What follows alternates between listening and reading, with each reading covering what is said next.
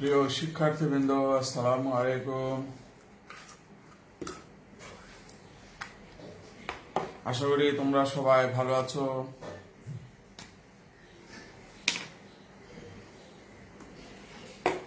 আজকের এই শুভ সকালে তোমাদের উপস্থিতির জন্য ধন্যবাদ। তোমাদের সবাইকে স্বাগতম। প্রিয় শিক্ষার্থীবৃন্দ, বোর্ডে তোমরা লেখা দেখতে পাচ্ছ।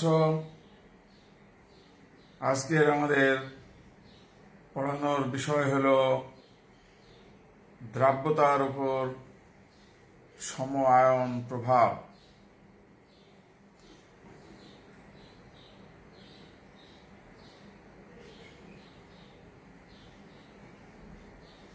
আজকে আমাদের আলোচনার বিষয় হলো দ্রাব্যতার উপর সম আয়ন প্রভাব। তো প্রিয় শিক্ষার্থীবৃন্দ, আমরা দ্রাব্যতা বিষয়টা নিয়ে আমরা সবাই জানি। এখন আমাদের সম আয়ন জিনিসটা কি সেটা শিখতে হবে।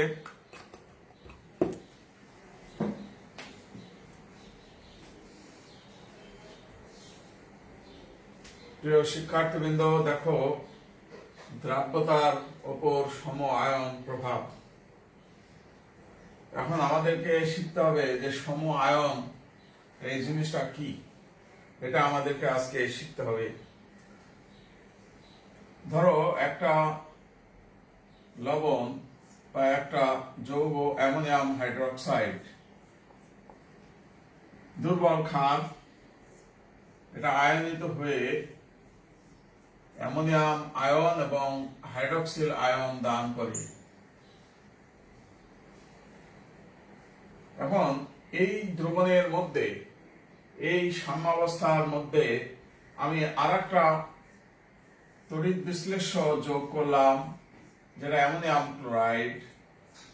যোগ করলে ammonium ion plus chlorine ion তৈরি হবে। এখানে দেখো, এই সিস্টেমে তোমার এই যে অ্যামোনিয়াম আয়ন, এই যে অ্যামোনিয়াম আয়ন, এটাকে বলা হয় সম আয়ন। এটাকেই বলা হয় সম আয়ন। সম আয়ন মানে একটা দ্রবণের মধ্যে অপর একটা তড়িৎ বিশ্লেষ্য যোগ করলে যদি একই আয়নের উপস্থিতি পাওয়া যায়, তাহলে সেই আয়নকে বলা হয় সম আয়ন।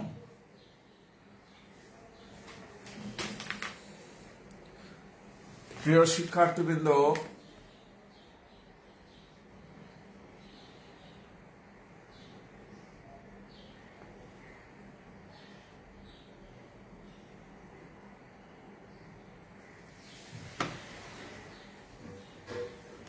আশা করি তোমরা সম আয়ন কথাটা বুঝতে পেরেছ।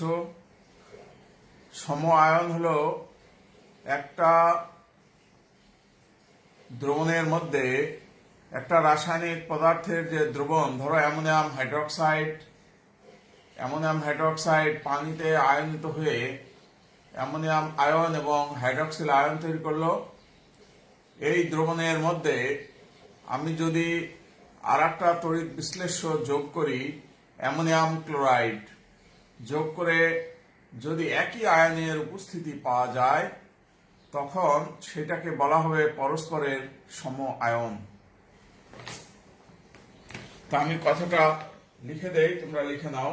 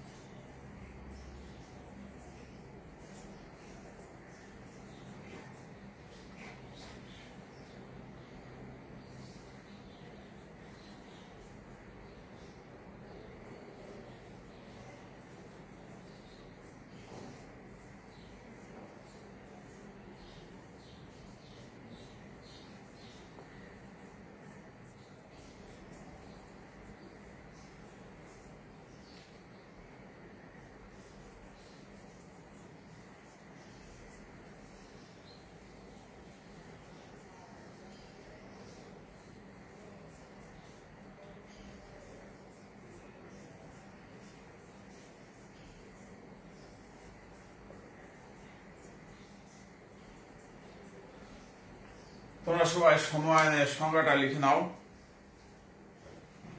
এটা হলো সম-আয়নের সংজ্ঞা।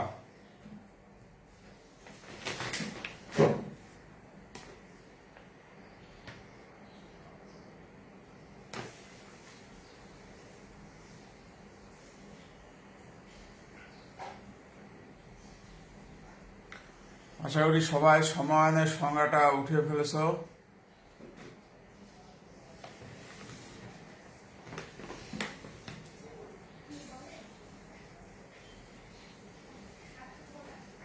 এখন সম-আয়নের ফলে কি হয় দেখো, উপরে লেখা আছে দ্রাব্যতার উপর সম-আয়ন প্রভাব।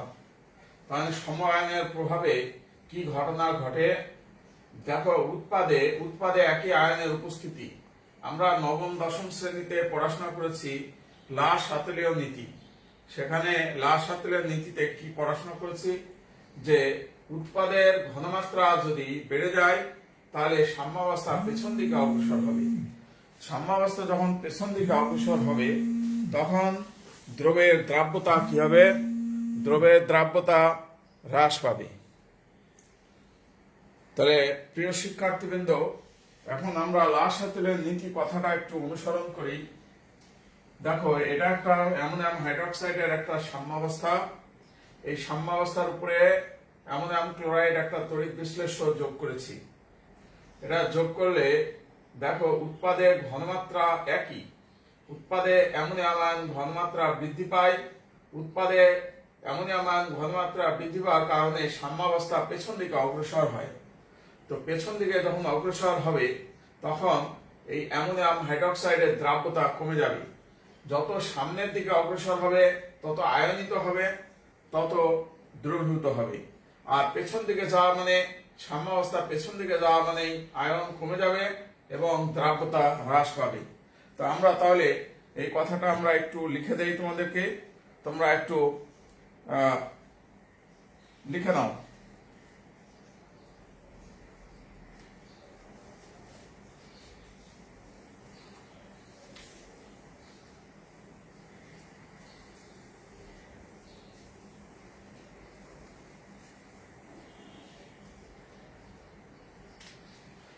এভাবে লিখে দিবা।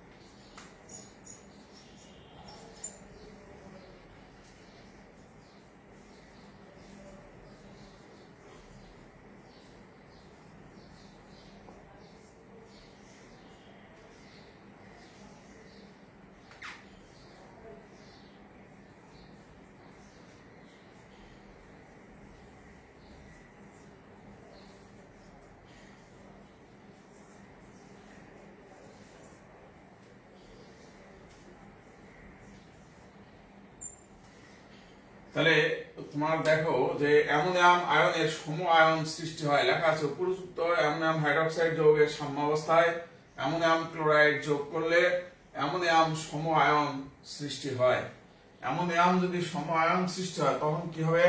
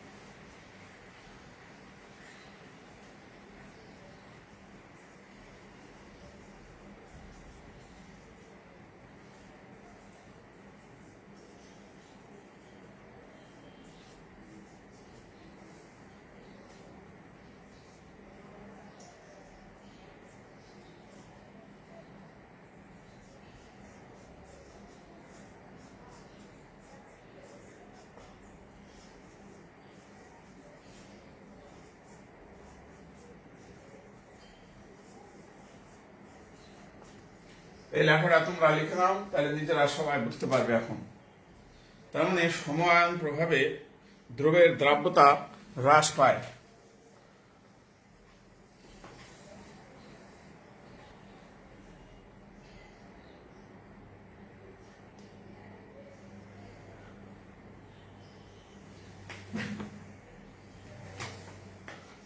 সবাই লেখাগুলো লিখে নাও।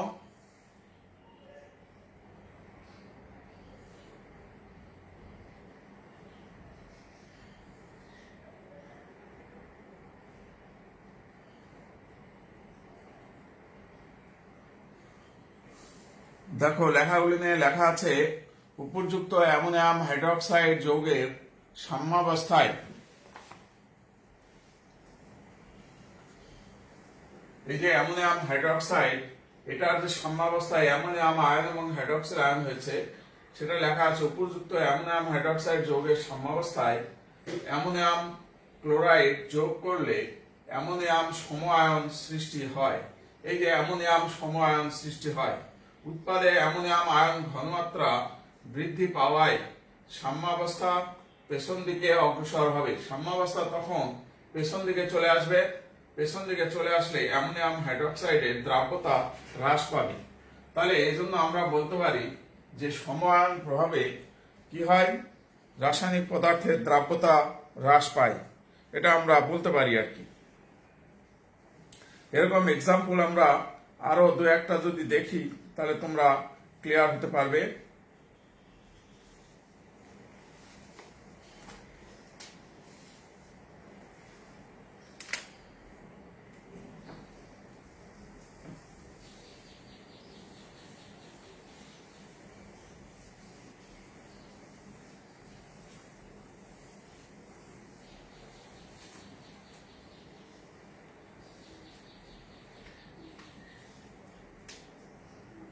দেখো হাইড্রোজেন সালফাইড একটা যৌগ, এটা আয়নিত হয়ে হাইড্রোজেন আয়ন এবং সালফাইড আয়ন তৈরি করলো। এই সাম্যাবস্থার উপরে আমরা যদি হাইড্রোক্লোরিক অ্যাসিড যোগ করি তাহলে এখানে কি হবে, hydrogen ion plus chlorine ion. তাহলে এখানে দেখা যাচ্ছে স্বাভাবিকভাবে এখানে হাইড্রোজেন আয়ন একটা সম আয়ন সৃষ্টি হয়,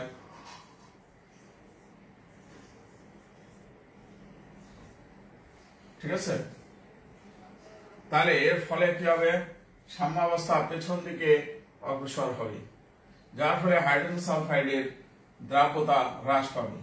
এখানে সম আয়ন কোনটা, সম আয়ন হাইড্রোজেন আয়ন। এই হাইড্রোজেন আয়নটা হলো সম আয়ন এবং হাইড্রোজেন আয়ন উৎপাদে ঘনমাত্রা বৃদ্ধি পেয়েছে, যার ফলে তোমার হাইড্রোজেন সালফাইডের সাম্যাবস্থা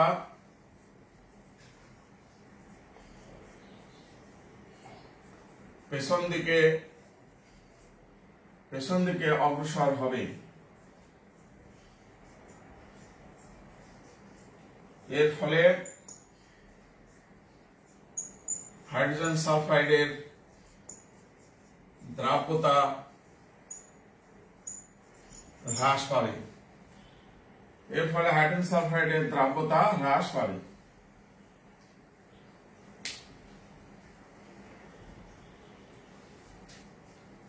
প্রিয় শিক্ষার্থীবৃন্দ, এইটা হলো আমি যে আলোচনা আজকে করলাম, এই আলোচনাটা হলো দ্রাব্যতার ওপর সম আয়নের প্রভাব।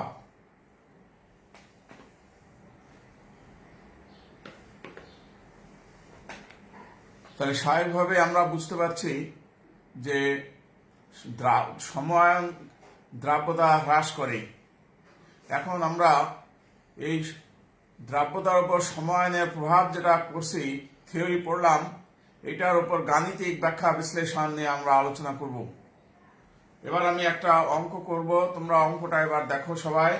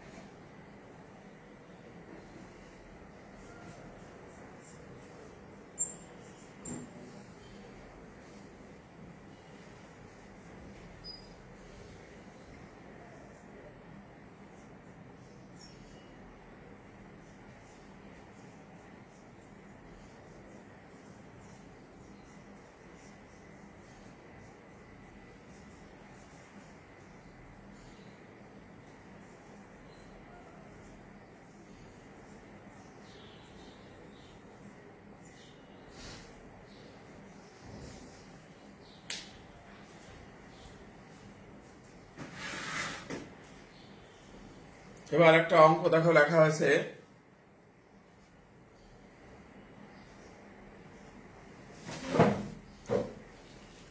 তোমাদের কমেন্ট বক্সে লেখা আসছে স্যার আজকে কমেন্টে দেখে না। বলো কি কি তোমাদের প্রশ্ন?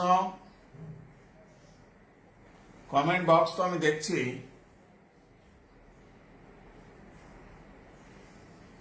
কোশ্চেন করো যদি কোনো কোশ্চেন থাকে।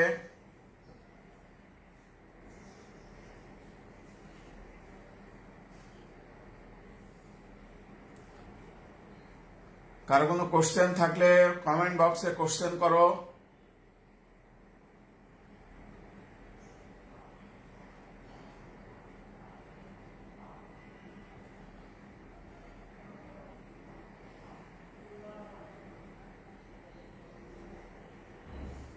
ওকে, কোনো কোশ্চেন নাই।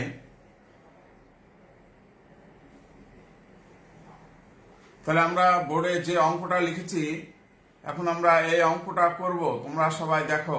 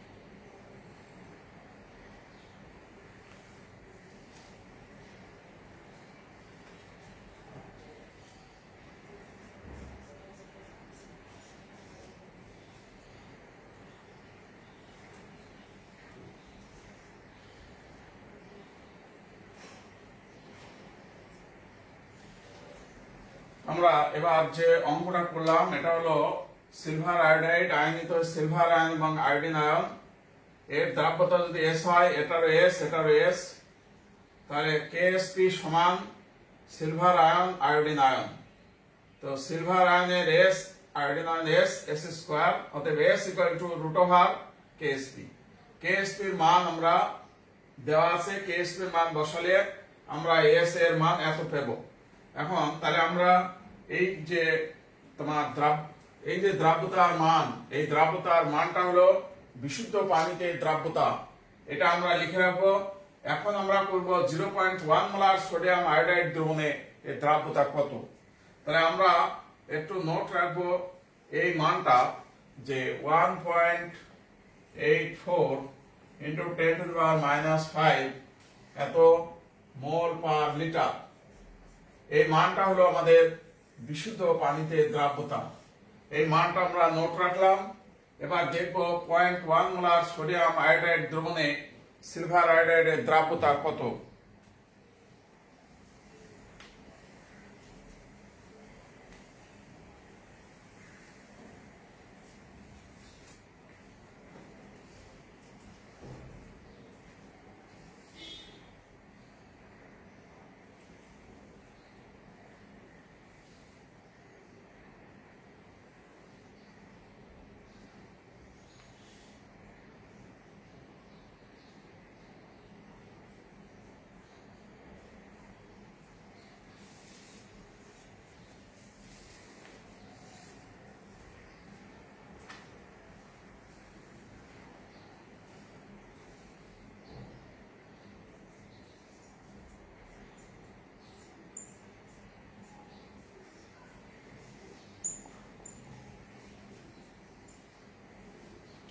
দেখো এবার সোডিয়াম আয়োডাইড দ্রবণ আছে।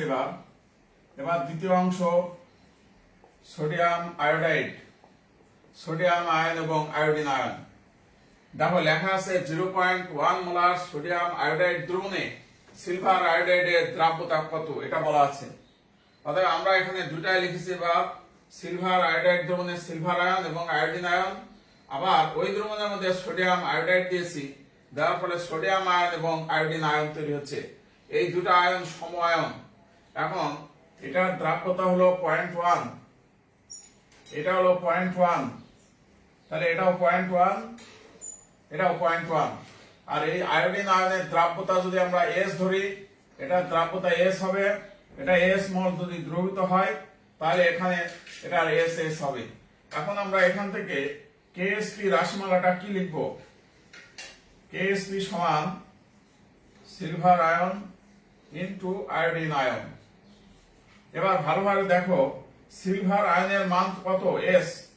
কিন্তু আয়োডিন আয়নের মান হলো এই দুইটা মিলে হলো আয়োডিন আয়নের মান। আয়োডিন আয়নের মান হবে এস প্লাস 0.1, এস প্লাস 0.1। এখন এটাকে যদি এখন আমরা ক্যালকুলেশন করি, এবার আমরা উপরে লেখাগুলো মুছে দিই। উপরে লেখা আমাদের আর প্রয়োজন নাই।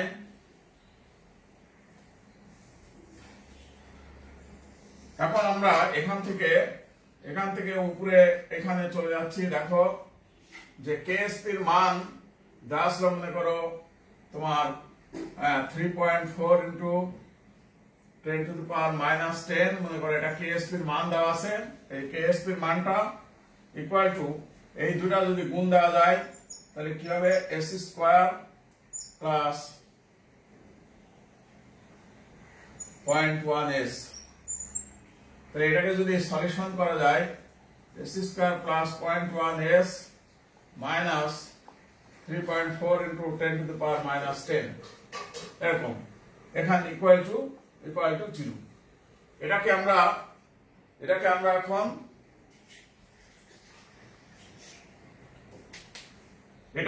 এখন সলিউশন করব। ভালোভাবে লিখে নাও। এটাকে যদি আমরা ক্যালকুলেটরে এখন সলিউশন করি, ক্যালকুলেটরে সলিউশন করলে যে রেজাল্টটা আসবে সেটা হলো s equal to 3.4 into 10 to the power -9 এত মোল পার লিটার।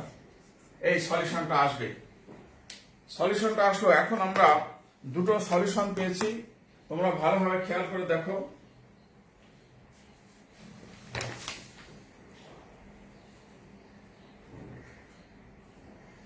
আমরা এখন দুটো সলিউশন পেয়েছি। একটা হলো বিশুদ্ধ পানিতে দ্রাব্যতা, এটা হলো বিশুদ্ধ পানিতে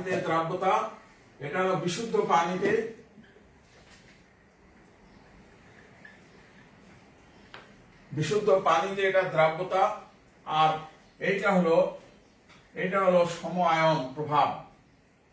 সম আয়ন প্রভাবের ফলে যে দ্রাব্যতা সেটা হলো এটা, এস ইকুয়াল টু এত।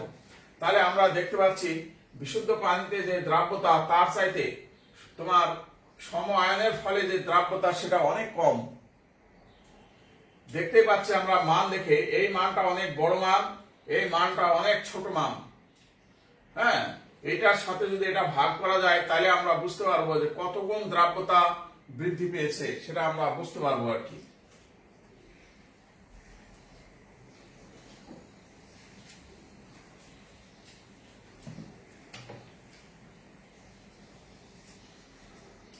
তো প্রিয় শিক্ষার্থীবৃন্দ, আমরা আজকে বোর্ডে যে অঙ্কটা করলাম এটা হলো দ্রাব্যতার উপর সম আয়নের প্রভাব। আমরা থিওরি আলোচনা করেছি, সেখানেও দেখেছি যে দ্রাব্যতা সম আয়নের ফলে দ্রাব্যতা কি হয়? কমে যায়। আবার অঙ্ক করলাম, সে অঙ্কতেও আমরা দেখতে পাচ্ছি যে সম আয়নের ফলে দ্রাব্যতা হ্রাস পাচ্ছে। আশা করি তোমরা এখন বুঝতে পারছো যে দ্রাব্যতার উপর কিভাবে সম আয়ন প্রভাব সৃষ্টি করে।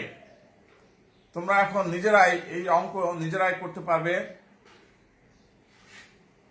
আমি তোমাদেরকে একটা অঙ্ক দিচ্ছি, তোমরা এখন ট্রাই করো।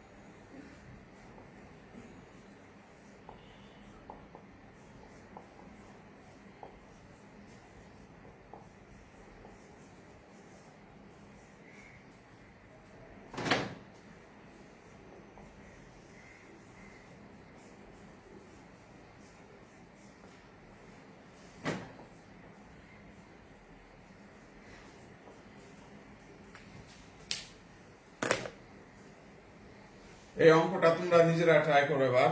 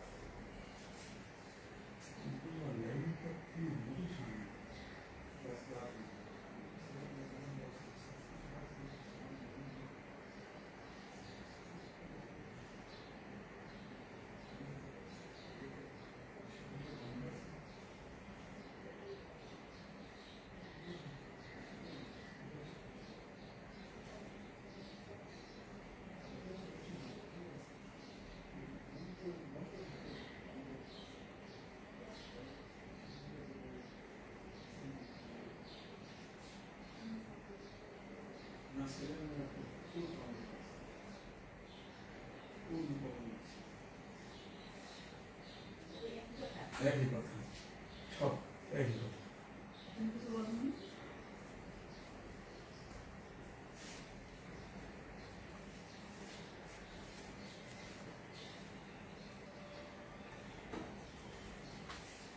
এবার দেখো হাইড্রোজেন সালফাইডের আমাদের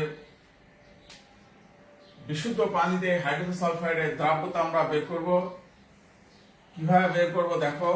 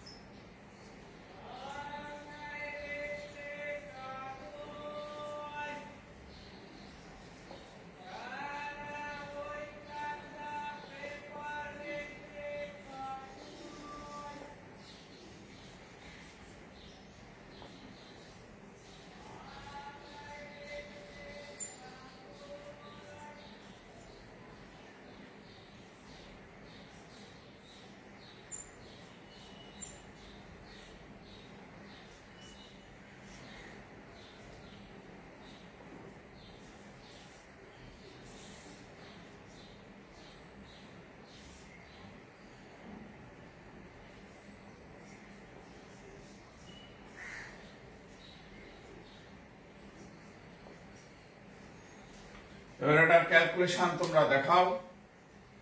এটার ক্যালকুলেশন যা হবে, এটা হলো বিশুদ্ধ পানিতে দ্রাব্যতা 4.396 10⁻⁻8। ওকে, রেজাল্ট হবে 4.39 into 10⁻⁻8। ভালো করে দেখো তোমরা সবাই।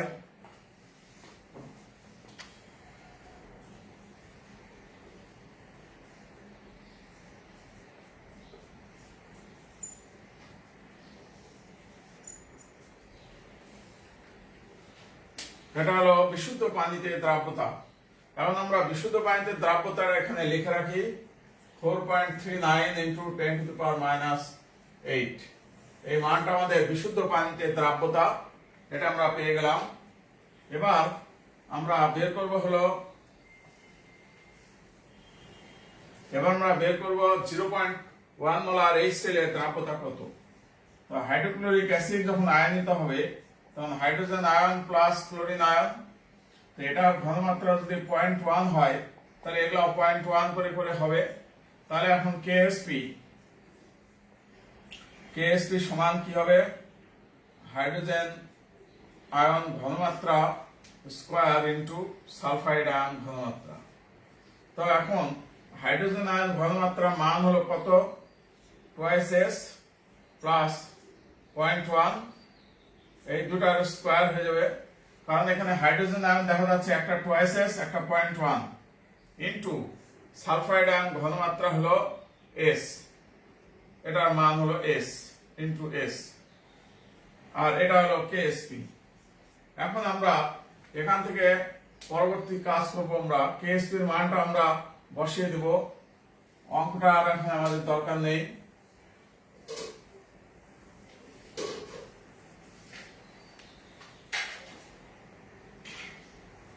(3.4 into 10 to the power minus 22 equal to) তোমার এটাকে বর্গ করতে হবে, twice s plus 0.1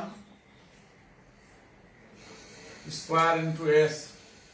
এটাকে আমাদের বর্গ করতে হবে, এটাকে বর্গ করে তারপর এটা গুণ দিতে হবে। গুণ দিলে এখানে কিউবের ফর্মুলা আসবে। হ্যাঁ, ভালো করে দেখো, কিউবের ফর্মুলা আসবে এখানে 4s স্কয়ার প্লাস তোমার 0.2 ab 4.14s প্লাস 0.01। এইটার সঙ্গে আবার s গুণ হবে। এটার সঙ্গে যদি s গুণ হয় তাহলে এটা হবে এত s, এটা হবে s স্কয়ার, এটা হবে এত s কিউব। এরকমের ফর্মুলা হবে এটা। এটার সাথে এটা গুণ করলে এরকম হবে। এখন এটার থেকে আমরা s এর মান বের করতে পারবো।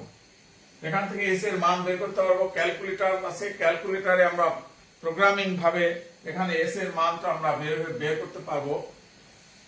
কিভাবে বের করতে পারবো? তোমরা ক্যালকুলেটর ইউজ করবে, কিউবের ফর্মুলা ব্যবহার করলে এখানে রেজাল্ট চলে আসবে।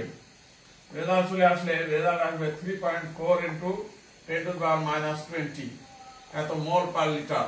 এই রেজাল্টটা চলে আসবে। এখন আমরা কি দেখতে পেলাম? আমরা দেখতে পেলাম যে বিশুদ্ধ পানিতে দ্রাব্যতা এটা হলো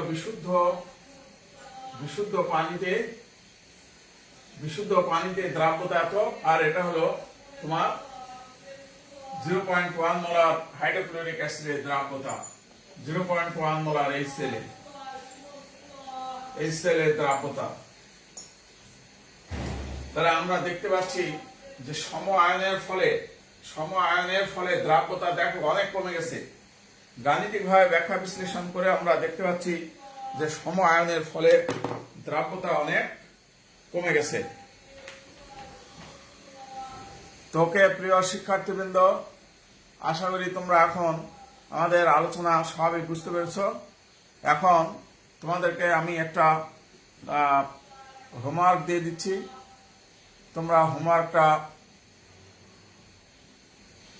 নিয়ে তোমরা নিজেরা ট্রাই করবে।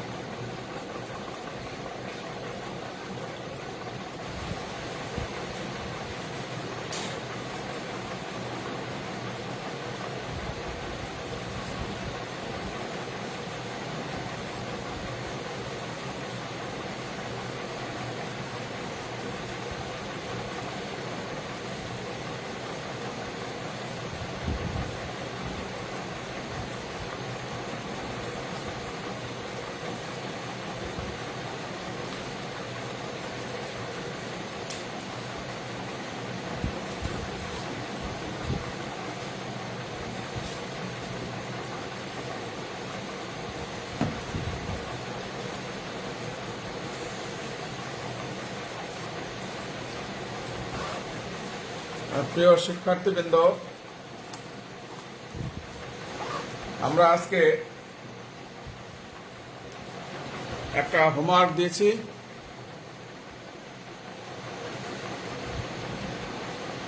আমরা আজকে একটা হোমওয়ার্ক দিলাম। এই হোমওয়ার্কটা তোমরা সবাই লিখে নাও এবং এই হোমওয়ার্কটা তোমরা যথাযথভাবে করার চেষ্টা করবে এবং আমাকে তোমরা সাবমিট করবে। আশা করি তোমরা পারবে।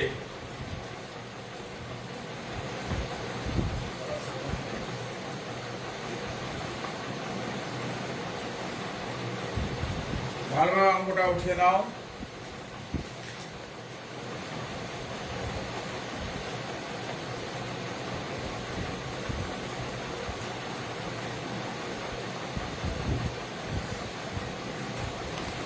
আশা করি তোমাদের অঙ্কটা উঠানো হয়ে গেছে। প্রিয় শিক্ষার্থীবৃন্দ, তোমাদেরকে অসংখ্য ধন্যবাদ আজকের ক্লাস করার জন্য। আগামী আবার আমাদের বুধবারে ক্লাস। বুধবারে আবার তোমাদেরকে সময়ায়ন প্রভাব নিয়ে আরো বিস্তারিত ব্যাখ্যা করা হবে। তোমরা সবাই ভালো থাকবে। খোদা হাফেজ। আসসালামু আলাইকুম।